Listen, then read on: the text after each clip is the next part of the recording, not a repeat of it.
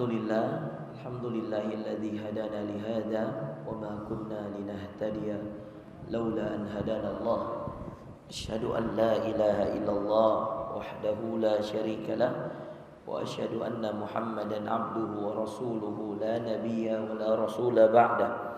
Allahumma salli wa sallim wa barik wa an'im 'alal mab'uthi rahmatan lil alamin. Nabiyina wa qudwatina wa uswatina Muhammadin ibni Abdillah salawatu rabbina wa salamuhu alaihi wa ala alihi wa azwajihi wa ashabihi wa man tabi'ahum bi ihsanin ila yaumiddin, amma ba'd. Bapak Ibu sekalian, assalamualaikum warahmatullahi wabarakatuh. Alhamdulillah, kita bersyukur pada Allah kita bisa melanjutkan kajian kita. Ini pertemuan keempat kita. Kita sudah masuk di hadis yang keempat, yang mana kita akan membahas tentang sesuatu yang sifatnya saintis, Bapak Ibu sekalian. Ini ilmiah. Kalau di hadis pertama ya, kita membahas tentang niat. Kemudian di hadis kedua kita membahas tentang Islam, iman, dan ihsan. Juga kita sempat membahas tentang tanda-tanda kiamat di sana. Kemudian pada hadis ketiga kita membahas tentang rukun Islam secara spesifik. Maka pada hadis keempat ini Imam An-Nawawi memilih hadis yang Masya Allah berkaitan dengan sesuatu yang sifatnya ilmiah. Dan ini hadis diriwayatkan oleh Imam Bukhari dan Imam Muslim dalam hadisnya. Saya memberikan judul karena judul utamanya adalah proses penciptaan manusia. Jadi bagaimana manusia itu diciptakan, dan ini ilmiah. Ini kalau ada dokter spesialis objin pasti membenarkan hadis ini. Kalau ada perawat, ada bidan, itu pasti membenarkan hadis ini. Ya. Dan ini sumber ilmu. Jadi kalau kemudian ditanya bahwa keilmuan saintis itu dari barat, dari Eropa, Amerika, itu salah. Dari Islam. Coba kita baca hadisnya.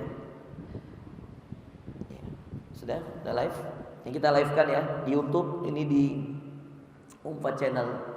YouTube ini kita alhamdulillah yang nonton 4 juta orang lebih, Pak. Alhamdulillah. Sampai Belanda, Australia, ya, ada penonton dari Australia. Ada penonton kita kemarin dari Amerika, benua Amerika di Los Angeles. Ya, itulah kecanggihan teknologi, kita perlu manfaatkan untuk kebaikan. Nah, ini live di Umfa Channel. Ya. Kita baca hadisnya teman-teman. An Abi Abdurrahman Abdullah ibni Mas'udin radhiyallahu anhu qala haddatsana Rasulullah sallallahu alaihi wasallam wa huwa as-sadiq al-masduq. Jadi hadis ini diriwayatkan oleh seorang sahabat, kunyahnya Abu Abdurrahman. Abu Abdurrahman ini kunyah, bapaknya Abdurrahman. Siapa nama aslinya? Abdullah bin Mas'ud. Jadi para sahabat Nabi itu senang menggunakan kunyah. Kalau Rasulullah siapa kunyahnya? Abul Qasim. Kalau Umar bin Khattab, Abu Hafsah. Bukan Abul Hafsah, Abu Hafsah. Iya. Kemudian kalau Umar siapa namanya? Ali bin Abi Thalib, Abul Hasan. Iya. Dan banyak lagi sahabat-sahabat suka menggunakan kunyah. Abu Abdurrahman, Abul Qasim. Ya. Siapa sahabat ini yang meriwayatkan? Abdullah bin Mas'ud, salah seorang sahabat yang termasuk pakar Al-Quran. Abdullah bin Mas'udin radhiyallahu anhu. An Abi Abdurrahman, ya, Abdullah bin Mas'ud radhiyallahu anhu. Beliau mengatakan haddatsana Rasulullah. Kalau dalam ilmu hadis, haddatsana itu diberitahu. Saya diberitahu oleh Rasulullah sallallahu alaihi wasallam. Qal haddatsana Rasulullah sallallahu alaihi wasallam wa huwa shadiqul masduq.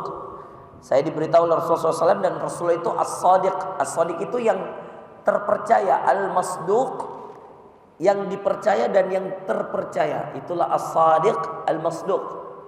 Ya, itulah siapa? Rasulullah sallallahu alaihi wasallam. Apa isi hadisnya? Inna ahadakum, perhatikan, yujma'u khalquhu fi batni ummihi 40 yawman nutfatan thumma yakunu 'alaqatan mithla dhalik thumma yakunu mudghatan mithla dhalik thumma yursalu ilayhi al-malak fayunfakhu fihi ar-ruh wa yu'maru bi 4 kalimatin bikatbi rizqihi wa ajalihi wa amalihi wa syaqiyyun aw sa'idun fa wallahi. Nah ini kata Rasulullah SAW, fa wallahi, demi Allah, fa wallahi alladzi la ilaha ghairuh, inna ahadakum la ya'malu bi amali ahli al-jannati hatta yakunu bainahu wa bainaha illa dhira' fayasbiqu alayhi al-kitab fayamalu bi'amali ahli an-nar fayadkhuluha wa inna ahadakum la ya'malu bi'amali ahli an-nar hatta ma yakunu bainahu wa bainaha illa dhira' fayasbiqu alayhi al-kitab fayamalu bi'amali ahli al-jannah fayadkhuluha. Hadis riwayat Bukhari, fayadkhuluha. Baik, Bapak Ibu sekalian yang dimuliakan Allah, lihat, kita baca terjemahannya dari Abu Abdurrahman Abdullah bin Mas'ud radhiyallahu anhu. Beliau mengatakan Rasulullah SAW menyampaikan kepada kami, dan beliau adalah orang yang jujur dan terpercaya. Sesungguhnya, perhatikan, inna ahadakum yujma'u khalquhu fi batni ummihi 40 yawman nutfah. Sesungguhnya setiap kalian dikumpulkan penciptaannya di perut ibunya sebagai setetes air mani selama 40 hari. Ini proses. Jadi dalam rahim istri kita itu air mani akan bertahan berapa lama? 40 hari. Nutfah. Nah, itu yang kalau kemudian diteliti secara mikroskop itu ya, mikroskop. Coba apa namanya alatnya itu? Apa? Mikroskopi. Iya. Bagian apa itu yang biasa meneliti begitu, yang apa, yang kecil-kecil, pulmonologi kah? Itu Mi. Mikro apa? Itu Mi. Yang penting begitulah. Yang katanya, ini saya juga dapat ilmu dari dokter. Dia bilang, Ustaz, ini waktu ada jamaah kita yang datang ke seorang dokter pakar bayi tabung. Jadi dia mengambil spermanya laki-laki, istri, sang suami, dan di primaya itu ada apa lagi? Morula namanya kah? Ya, gitulah. Dia bilang, bagaimana hukumnya Ustaz? Saya bilang, kecanggihan teknologi apa yang kamu bawa? Dengar ini supaya kalian tahu fatwanya. Ya. Saya bilang, Teku Wisnu itu punya ipar, adiknya Siren, Saskia. Berapa tahun tidak punya anak? Saya katakan, kalau dia di Jakarta dia melakukan itu. Kalau tidak salah di Jakarta apa di Singapura, saya lupa. Intinya dia melakukan bayi tabung. Qadarullah, Allah izinkan lewat kecanggihan teknologi, keilmuan ini bisa punya anak. Lewat proses itu. Saya bilang, bagaimanakah di kamu? Sama Ustaz, ya, diambil sperma laki-laki. Saya bilang, kenapa bisa begitu? Dia bilang, karena Ustaz, dari semua sperma yang masuk, belum tentu yang masuk itu berkualitas. Makanya mau diteliti. Katanya dari satu sperma ketika suami istri berhubungan, itu ada yang berapa juta itu yang diteliti, dan ada yang berkualitas. Saya bilang, la ilaha illallah. Sperma saja diteliti, ternyata ada yang berkualitas, ada yang tidak. Ada yang jadi anak, ada yang tidak. Coba bayangkan. Nah, tapi saya bilang satu syarat yang tidak boleh lepas. Selama itu MUI, Majelis Ulama Indonesia, sudah menghalalkan, ya, yang tidak boleh berlepas adalah apa? Adalah jangan sampai program ini menjadi program utama. Akhirnya orang-orang sudah tidak lagi melakukan yang sesuai sunnah. Apa sesuai sunnah? Ya berhubungan suami istri seperti biasa. Itulah sunnahnya.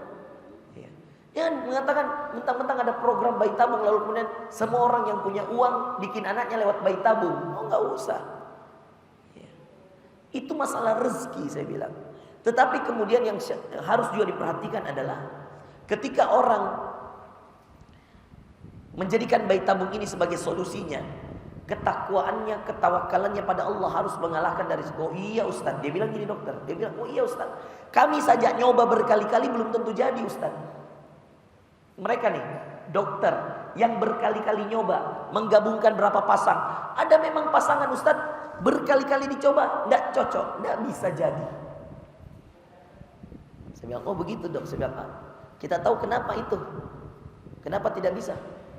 Supaya dok, masalah pembuatan anak itu betul-betul hak prerogatif Allah. Karena di sini dituliskan, bikat rizki. Saya lanjutkan hadisnya. Allah yang sendiri lewat lisan Nabi SAW, Allah sendiri katakan, nanti diutus malaikat. Ya, setelah diturunkan ruh ke dalam bayi yang ada, jadi nutfah. Lalu kemudian dalam hadisnya dikatakan setelah dia jadi setetes mani 40 hari, kemudian berubah menjadi setetes darah 40 hari. 40 hari pertama air mani, 40 hari kedua teman-teman darah, segumpal darah. Kemudian menjadi lagi dalam 40 hari ketiga segumpal daging. Jadi 40 hari, 40 hari, 40 hari. Berapa bulan itu? 120 hari, 4 bulan. Cocok atau tidak? Coba bagi cek keilmuannya. Iya. Kalau saya percaya, pasti kita semua harus percaya. Tidak mungkin salah. Kemudian, iya, selama 40 hari daging. Kemudian diutus kepadanya seorang malaikat. Lalu ditiupkan padanya ruh. Dan dia diperintahkan untuk malaikat ini ditiupkan, diutus dulu malaikat kepadanya, lalu Allah meniupkan ruh ke dalam rahimnya sang ibu. Dan memang semua yang ada dalam rahim ibu teman-teman itu adalah ilmu milik Allah. Ayatnya dalam surah Luqman ada 5 ilmu Allah yang hanya Allah yang tahu, bahkan malaikat tidak tahu, termasuk isi ruh yang ditiupkan. Ini adalah dalam surah Luqman ayat 34. Nanti dicek.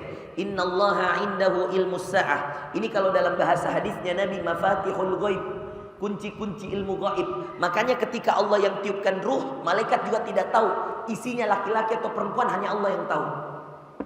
Ustadz, kecanggihan teknologi kita bisa USG, betul, tapi hanya memprediksi teman-teman. Berapa kali jamaah saya bawa ke rumah sakit Ananda, ya, dibilang di situ bahwa qadarallahnya di situ dibilangnya perempuan, ya.